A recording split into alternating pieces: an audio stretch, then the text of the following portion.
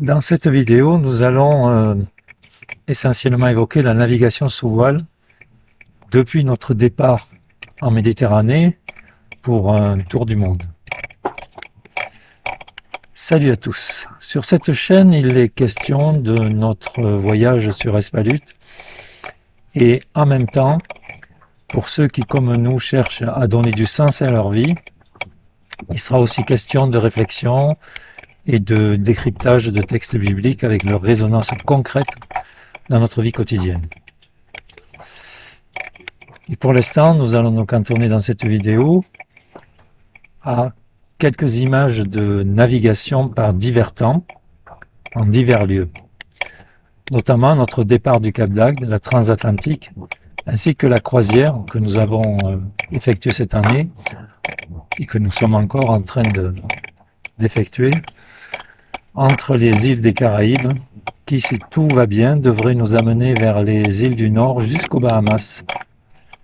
Bon visionnage.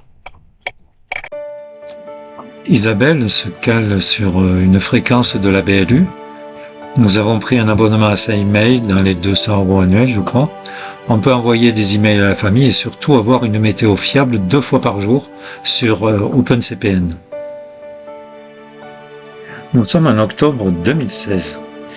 Nous avons embarqué 2 copains pour la traversée de la Méditerranée car à cette période, c'est pas évident, on a souvent du mauvais temps. Et finalement, nous les débarquerons à Madère. Ensuite, nous poursuivrons la route pour la traversée de l'Atlantique avec Isabelle et le chien Russell qui continue de nous accompagner.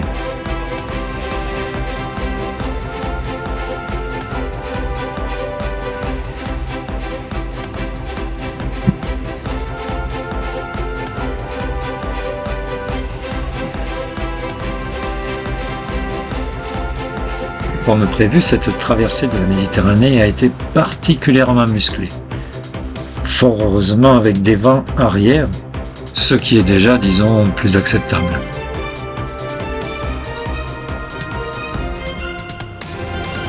À l'arrière du bateau, on peut voir le régulateur d'allure, avec sa pale aérienne. C'est un pilote hors pair. Vraiment, c'est super. Nous l'avons utilisé durant toute la traversée, ce qui nous a permis d'économiser le pilote électrique et surtout la consommation de courant, car la BLU est très énergivore. Je dois préciser que depuis que nous naviguons aux Caraïbes jusqu'à ce jour, c'est uniquement le pilote électrique que nous utilisons. D'une part, les distances sont beaucoup plus courtes, et d'autre part, la BLU n'est plus nécessaire, ainsi que le radar que j'utilise occasionnellement la nuit.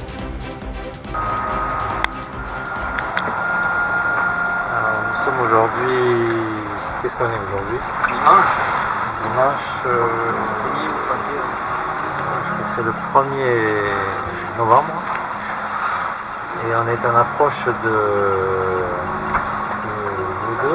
Carthagène. Merci.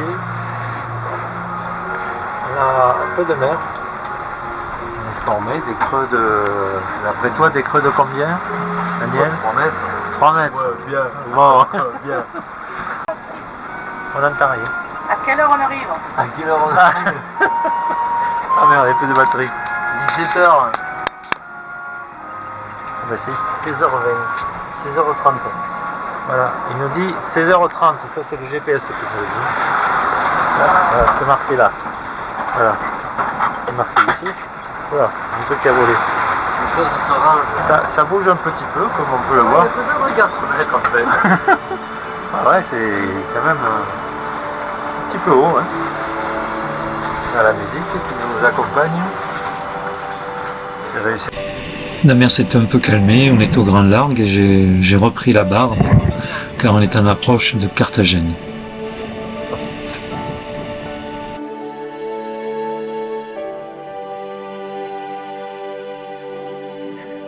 Sans transition, nous voilà seuls. Nos amis ont débarqué à Santa Cruz sur l'île de Madère. Nous avons fait une dernière escale aux Canaries, le temps d'attendre une fenêtre météo, faire les provisions, et c'est parti pour la transat.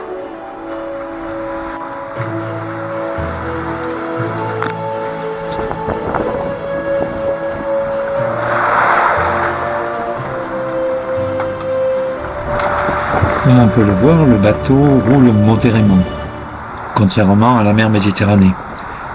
Car ici, sur l'océan Atlantique, l'onde est beaucoup plus longue, ce qui est quand même un peu plus confortable.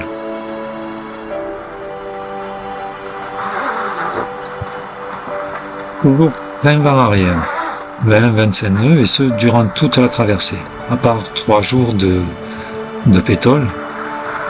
Les voiles sur Espalut sont en ciseaux, la GV et le génois que j'aurais bien aimé sortir un peu plus, mais le tangon est trop court. Cependant, l'allure est soutenue, le gréement ne force pas, c'est finalement pas plus mal.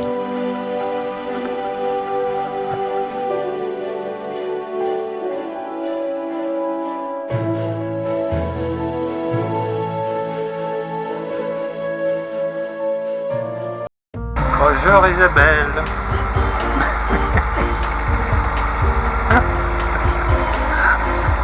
C'est l'œil de Moscou. J'ai qu'un œil. Voilà, alors nous sommes quoi aujourd'hui?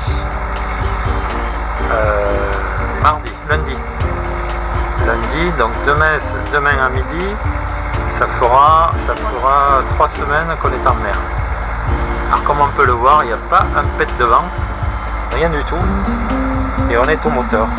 Là, il y a une petite onde là, on dirait que ça frémit un peu parce que demain on prévoit qu'il y ait du vent, donc on espère, parce que sinon on n'aura plus de gasoil, plus d'eau, plus rien. On va être obligé de manger le chien. Il est où le chien?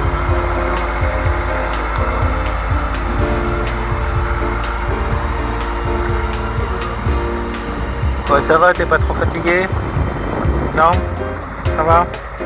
Ok. Oh, j'ai réveillé, désolé. Donc alors voilà. Voilà. Je sais pas si on peut voir. On va pas tout voir, hein, parce que sinon...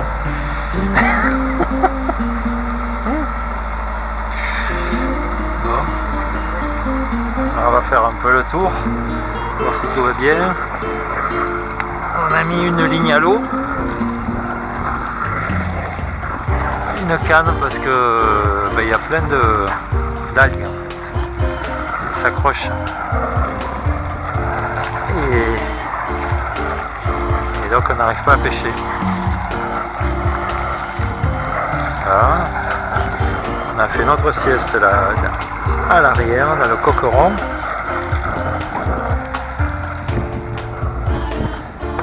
Petit tour de vent.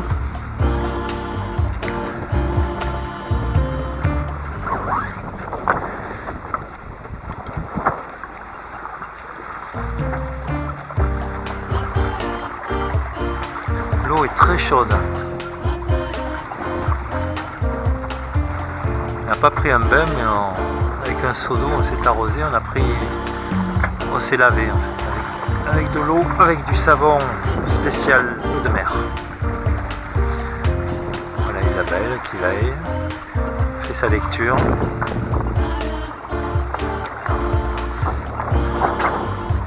Hop là. Oh. C'est les 40e rugissants. Voilà, désolé, mais c'est la poubelle. Hein. Ça fait quand même un mois qu'on est en mer bientôt. Alors, en pleine mer. Voilà, moi j'ai fait ma sieste là tout à l'heure. C'est pas mal. Alors, du coup, il n'a pas servi. Pour l'instant, il servira en arrivant.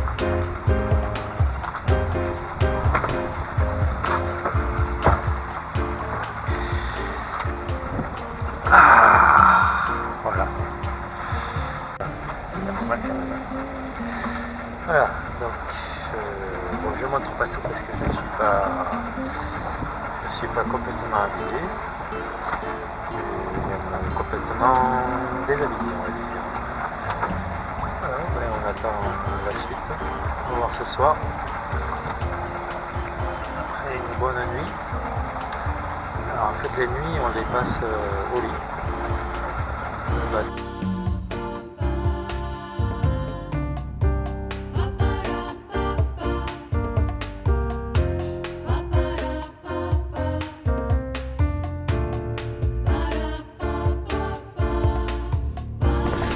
Alors, on est où là? C'est marqué là. Et là, on en va faire la Clérance. Donc là, le Zodiac, on devrait bientôt lâcher. Il y a un poste à essence ici où on prend l'eau, le gasoil. Donc ça, c'est un autre carénage.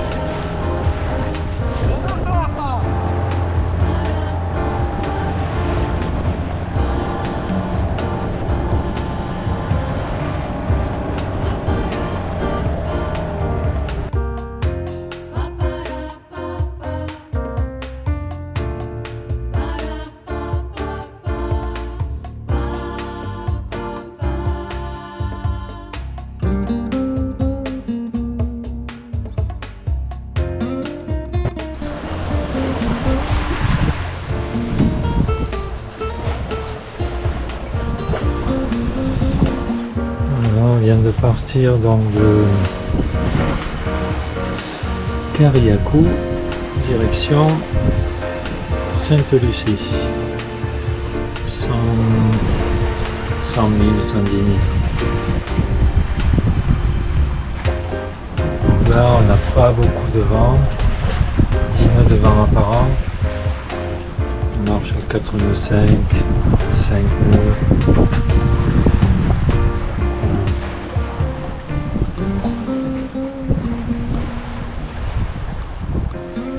Union, c'est une jolie petite île, nous y étions en 2019, les Tobago Cays sont tout près et c'est vraiment à voir, un très très bel endroit. Il y a 3-4 ans, on était là.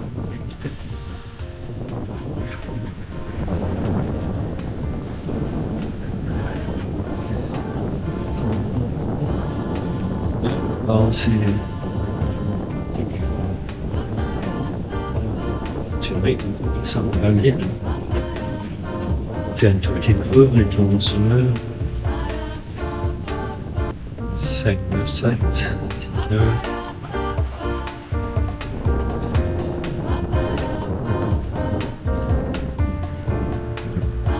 On pourrait le dire.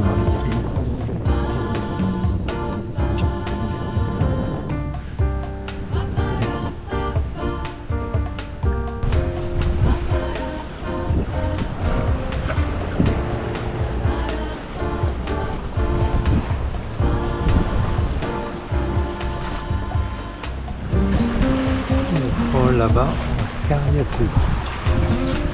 Bye bye.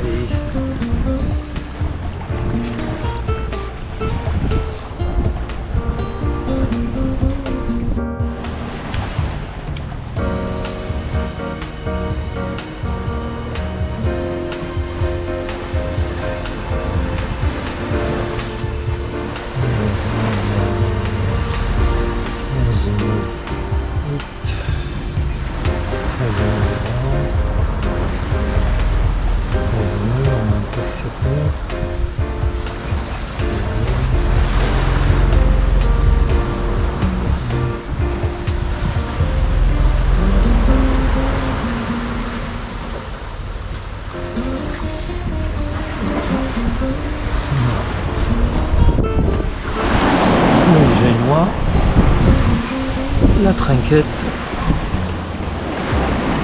grand voile et l'artimon.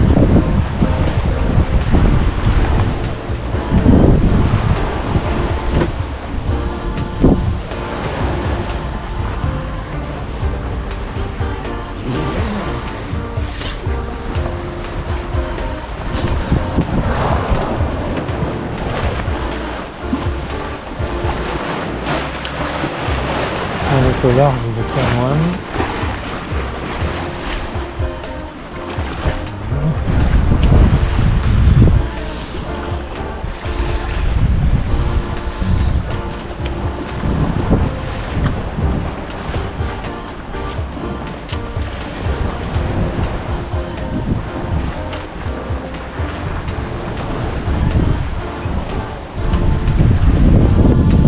On se prépare à passer la nuit.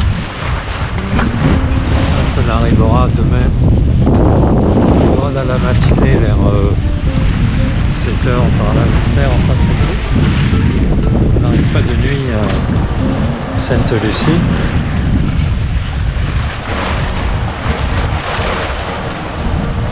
Sinon on connaît, on verra bien.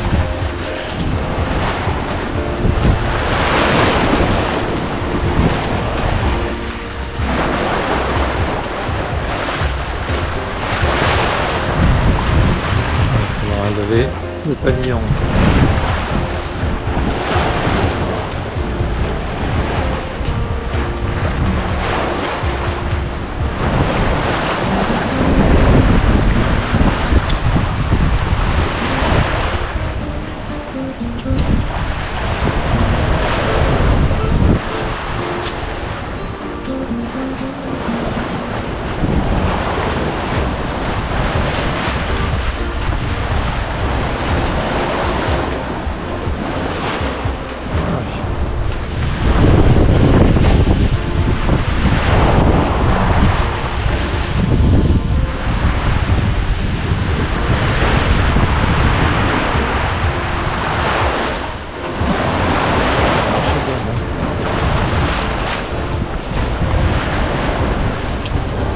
Nous sommes ici au large de Saint-Vincent. Magnifique île. Nous y avons passé quelques semaines il y a 5 ans environ. Elle n'a pas une très bonne réputation à cause de l'insécurité. Nous avons pu voir des champs de cannabis à peine dissimulés sur le volcan de la Soufrière qui culmine à 1200 mètres. En 2021, il y a eu une éruption spectaculaire. Nous y étions en 2019, je pense. C'est à voir absolument. Ainsi que la jungle tropicale à Vermont, c'est à couper le souffle. Malheureusement, je n'avais pas de GoPro à l'époque. Et il y a bien d'autres lieux intéressants à visiter sur cette île.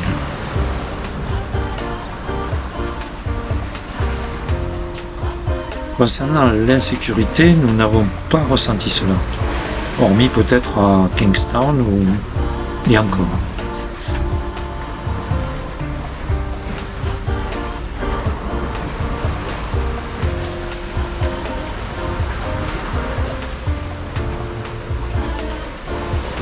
Nous voilà rendus à Sainte-Lucie. Première démarche, la clairance.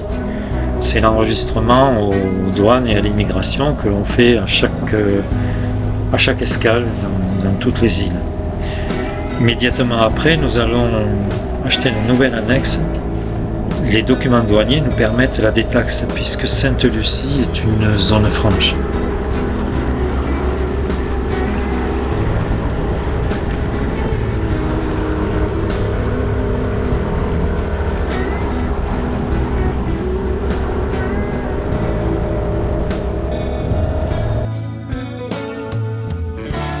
À l'ancien annexe, qui est en piteux état, et on dit bon secours à la nouvelle annexe, qui est un peu plus petite et un peu plus étroite, mais de meilleure qualité. Mais par contre, c'est toute une peine. Eh bien, il était temps, notre annexe en PVC a fini de nous lâcher à Grenade. J'ai donc bricolé les boudins avec de la résine en premier lieu, puis en remplissant ces derniers de bouteilles vides. Cela nous a permis de naviguer en toute sécurité. De plus, une fois la protection posée sur le dessus des boudins, on ne voit plus rien.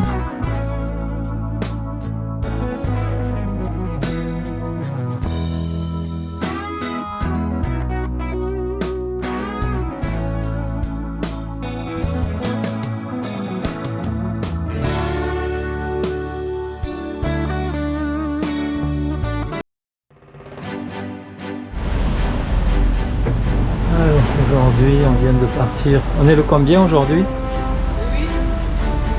Le 8 février, on vient de partir de Sainte-Lucie. Alors, là j'ai réduit. On a entre 17 et 29 devant. On marche entre. Alors le loc nous dit 102 mètres, on dit 8.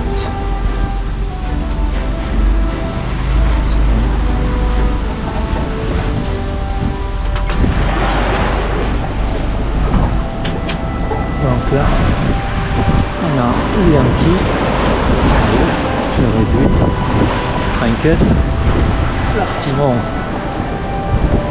j'ai pas pris de riz, puis la Grande. Bon, là, pas mal de houle. Une mer qui est un peu formée quand même.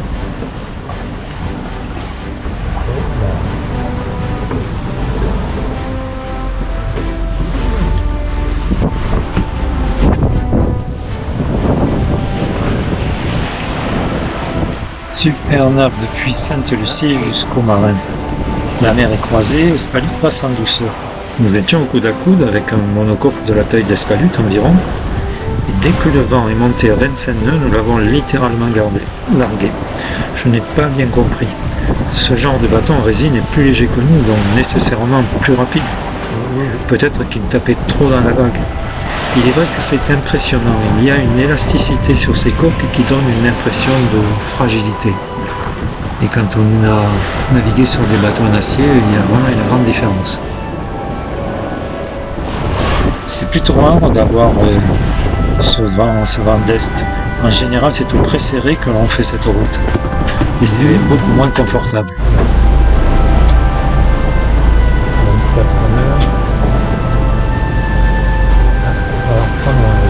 Le vent a forcé dans les rafales, mais finalement j'ai gardé la même voilure. Nous voilà rendus à Sainte-Anne, dans le sud de la Martinique.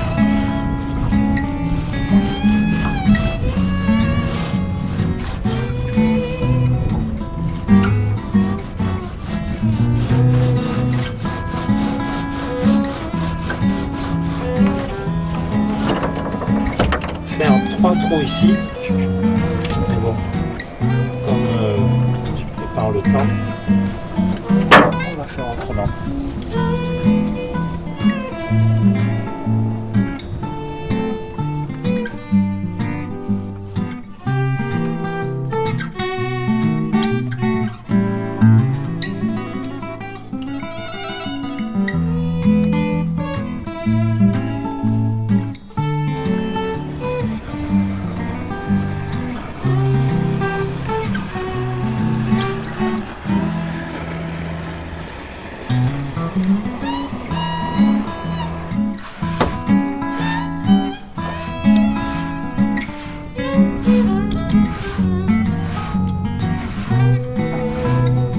après séchage, une couche de recouvrement sur les billes de verre et c'est super.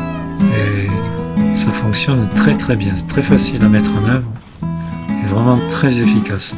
On peut marcher pieds nus, c'est pas agressif. Comme disait un copain, c'est un peu comme du papier abrasif, mais pas agressif du tout. Par contre, ça accroche bien.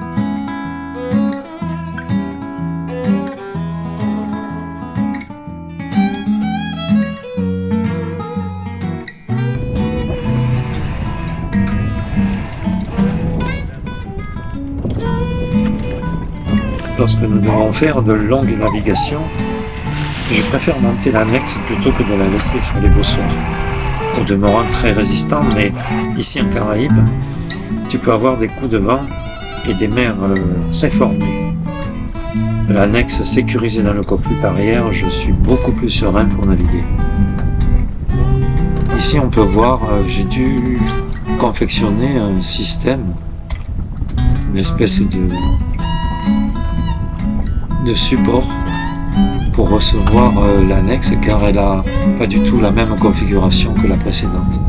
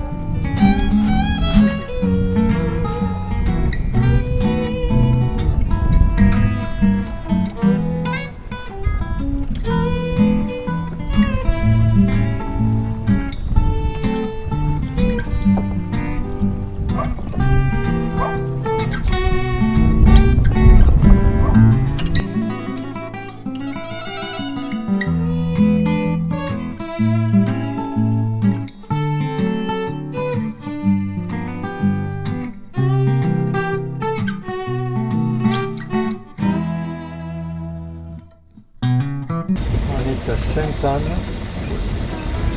et on se prépare à partir. Moi ça va donc. Sur Saint-Martin.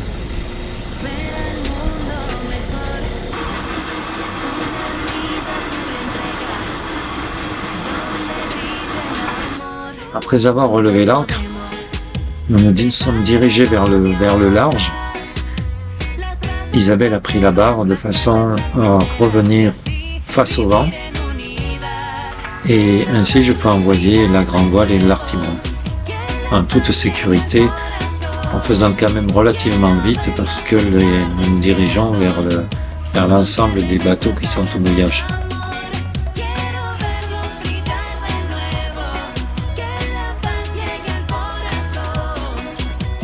Isabelle est à l'intérieur du cockpit, donc elle a mis le pilote automatique face au vent.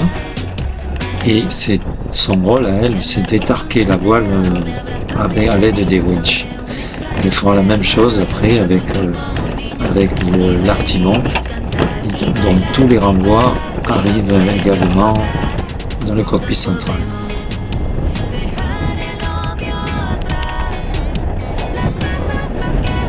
L'intérêt d'un ketch, selon moi, c'est que les surfaces de voilure sont réparties sur les deux mâts. Le grand mât ne fait que 14 mètres et l'artimon 11 mètres. Par contre, les bombes sont relativement longues. Ces deux techniques permettent d'abaisser le bras de levier que représente la pression du vent qui s'exerce au plus près du pont. Le bateau gîte moins. De plus, le bateau est plus équilibré, les manœuvres facilitées. La surface de voilure est de 120 mètres carrés, plus la voile d'été qui est d'environ 30 mètres, que j'utilise beaucoup moins. Je l'utilise moins par pure paresse, mais elle est vraiment très efficace.